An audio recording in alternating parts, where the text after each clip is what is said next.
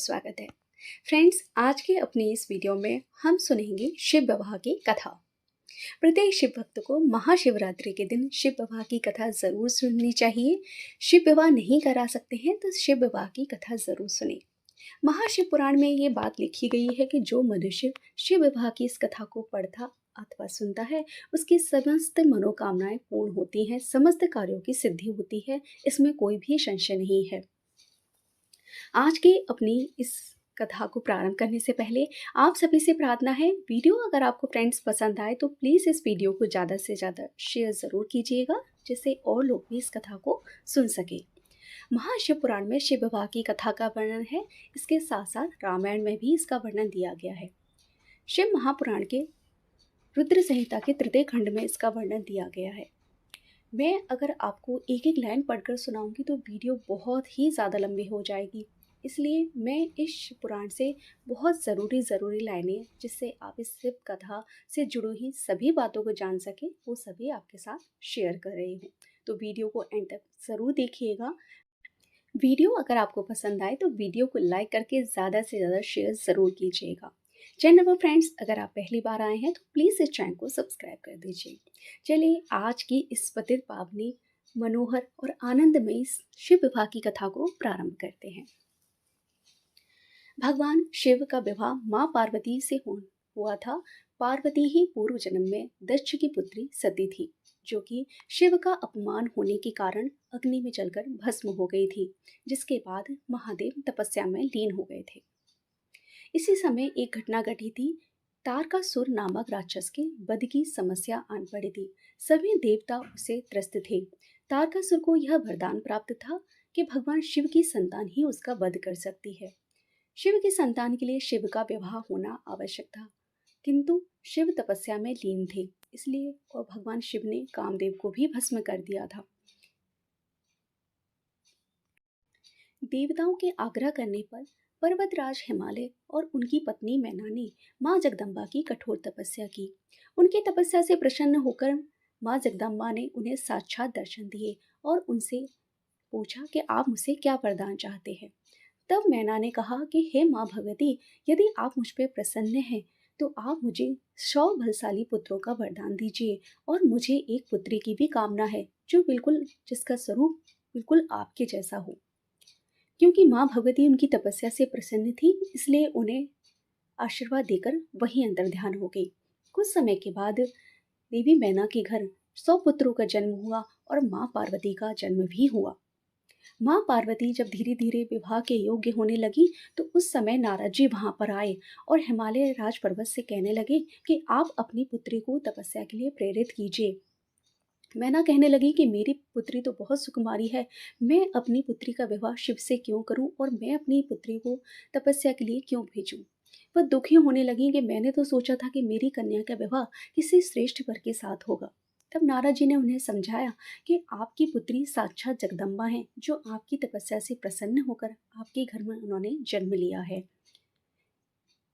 नारद जी के बार बार समझाने पर हिमालय राज पर्वत और उनकी पत्नी देवी मैना ने अपनी पुत्री को तपस्या करने की आज्ञा दे दी। देवी पहले से ही शिव विवाह करने की इच्छुक थी। वह शिव को ही अपने पति के रूप में प्राप्त करना चाहती थी। माता पिता से आज्ञा प्राप्त कर देवी पार्वती तपस्या करने के लिए चली गई। उस समय उन्होंने अपने सुंदर वस्त्रों का त्याग कर दिया और मृग मृग चर्म को धारण कर लिया। इसके बाद देवी गंगोत्री नामक तीर्थ की ओर चल दी, जिस स्थान पर भगवान शंकर ने घोर तपस्या की थी और जहां शिवजी ने कामदेव को भस्म कर दिया था, वह स्थान गंगावतरण तीर्थ के नाम से प्रसिद्ध है। वहीं पर देवी पार्वती ने तप करने का निश्चय किया। गौरी देवी के यहाँ तपस्या करने से ही यह पर्वत गौरी शिखर के नाम से प्रसिद्ध हुआ है। उस स्थान पर पार्वती ने अनेक फलों के वृक्ष लगाए। तत्पश्चात पृथ्वी को शुद्ध करके वेदी बनाकर इंद्रियों को वश में करके मन को एकाग्र कर कठिन तपस्या आरंभ कर दी। भयंकर गर्मी में चारों तरफ अग्नि जलाकर ओम नमः शिवाय मंत्र का जाप करती। वर्षा ऋतु में किसी चट्टान पर वेदी बनाकर निरंतर जलधारा में भीगती हुई शांत भाव से मंत्र जप करती थी, और सर्दियों में बिना कुछ खाए ठंडे जल में बैठकर पंचाक्षर मंत्र का जाप करती थी। कभी कभी तो पूरी रात बर्फ की चट्टान पर बैठकर ध्यान करती थी। वे सब कुछ भूलकर भगवान शिव की तपस्या में लीन थी।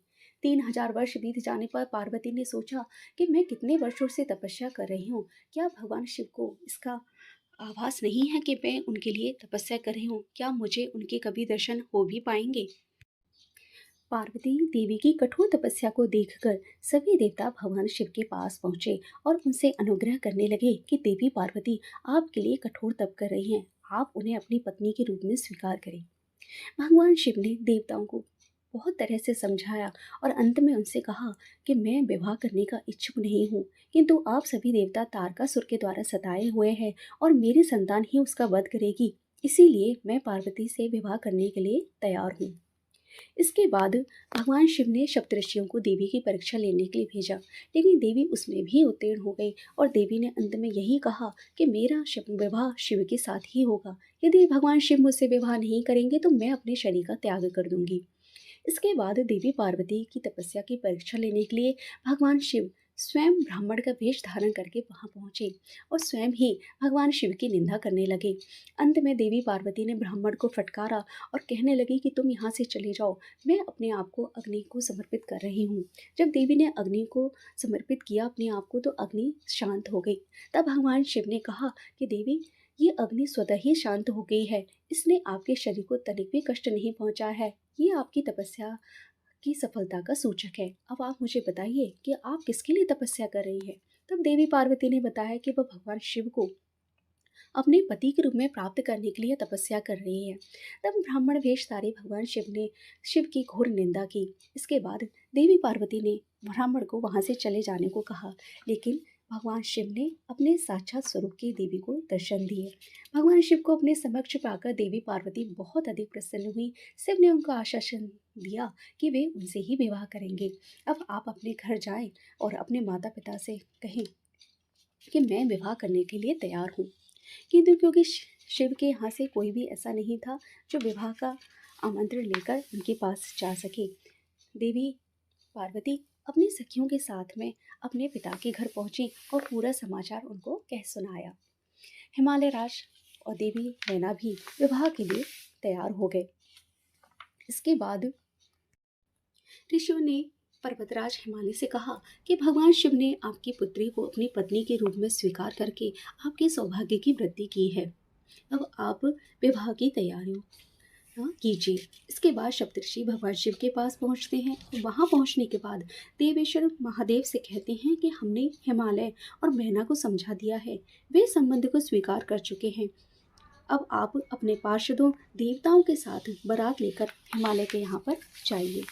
अब हिमालय लग्न पत्रिका भगवान शिव के पास पहुँचते हैं और विवाह की तैयारियाँ प्रारंभ हो जाती हैं। विश्वकर्मा के द्वारा दिव्य मंडप की रचना की जाती है। इसके बाद भगवान शिव भी देवताओं को निमंत्रण देते हैं और कहते हैं कि सभी देवता ऋषिगण और जो भी शिवगण हैं सभी विवाह में आमंत्रित हैं।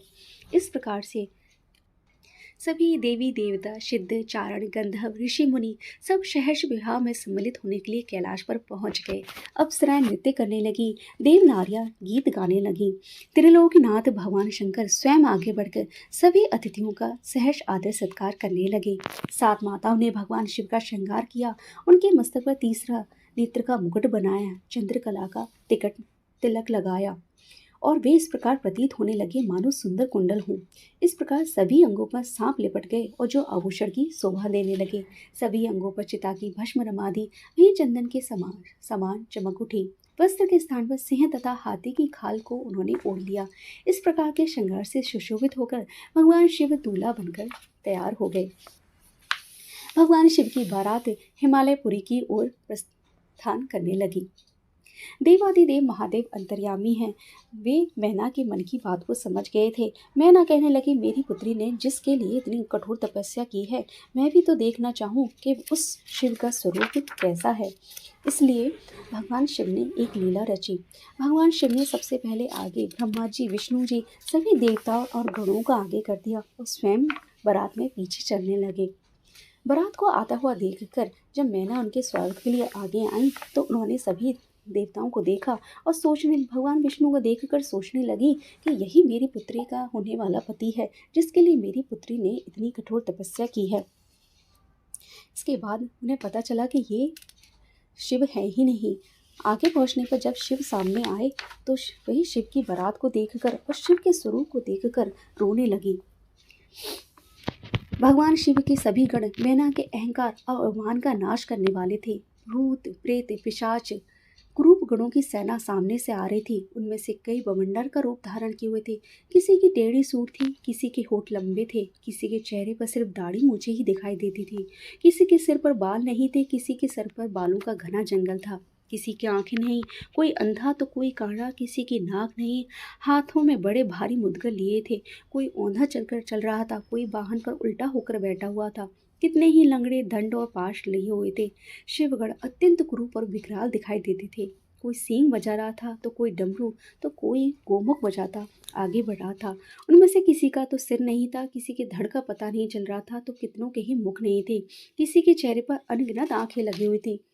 इस प्रकार की बारात को देखकर देवी मैना भय से कांपने लगी। इस सी सेना के बीच में 5 मुख वाले, 3 नेत्रों, 10 भुजाओं वाले, शरीर पर भस्म लगाए, गले में मुंडों की माला पहने, गले में सर्पों को डाले, बाघ की खाल ओढ़े, पिनाक धनुष हाथ में उठाए, त्रिशूल कंधे पर रखकर बड़े कुरूप और बूढ़े बैल पर चढ़े हुए भगवान शंकर देवी मैना को दिखाई दिए। उनके सिर पर जटाजूट थी और आंखें भयंकर लाल थी। नारद, तभी तुमने मैना को बताया कि वे ही भगवान शिव हैं। तुम्हारी यह बात सुनकर देवी मैना अत्यंत व्याकुल होकर तेज वायु के झकोरे लगने से टूटी लता के समान धरती पर धड़ाम गिरकर मूर्छित हो गई और मुख से सिर्फ यही शब्द निकले कि सबने मिलकर मुझसे छल कपट किया है। कहाँ है वो देव ऋषि नारद, कहाँ है वो देवी अरुंधति जिसने कहा था कि शिव बहुत ही सुंदर है। जब देवी मैना को होश आया तो वह बस रोए जा रही थी। उनका रोना रुक नहीं रहा था। वह कहने लगी कि मैं अपनी पुत्री का अपने हाथों से वध कर दूंगी, किंतु शिव के साथ इसका विवाह नहीं करूंगी। तब सभी देवताओं ने और माँ पार्वती ने भगवान शिव से प्रार्थना की कि वह अब अपनी इस लीला को समेट ले। भगवान शिव ने अपनी लीला समेटी और सुंदर दूल्हे का रूप धारण किया। शिव जी का मुखारविंद करोड़ों सूर्य के समान तेजस्वी, सुंदर एवं दिव्य था। उनके विशाल मस्तक पर चंद्रमा सुशोभित था। सूर्य ने उनके सिर पर छत्र धारण कर रखा था।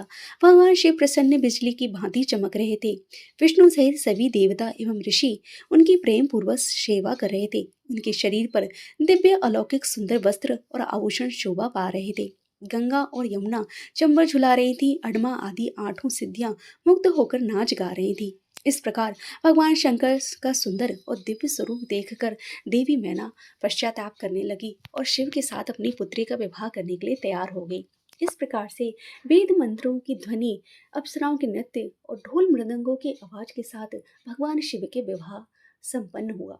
विवाह संपन्न होने के बाद कुछ समय तक भगवान शिव वहीं पर रहे। उसके बाद शुभ नक्षत्र देखकर पर्वतराज हिमालय ने अपनी पुत्री पार्वती को विदा किया।